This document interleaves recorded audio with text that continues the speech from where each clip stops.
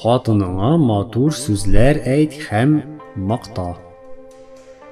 Хатын-кызлар мактаганны ярата. Шуңа да хатынының шибәрлеген, уңганлыгын, күркәмлеген, матур киюен һәм башка нәрсәләрен искә алып макта.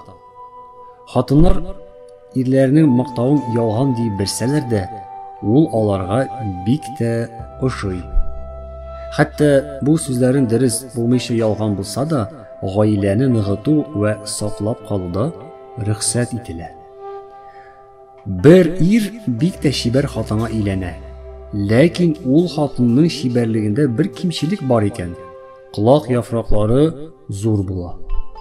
Күрше-тирә хатыннар моның шибәрлегеннән бик тә көнләшәләр икән һәм аны түбәнсетергә теләп, гел аның кулак яфракларының зурлыгын искә алып, ирештерә торган булалар. Бер вакыт бу хатын иренә ошбу хәлне сөйләп биргәч, ире инде хатынын юатырга теләп, "Матурым, син инде моңа горланырга гына тиеш" дигәч, хатыны аңа "Ничек инде мин кулак яфракларының зурлыгы белән горурланыйм" дип аптырап кала.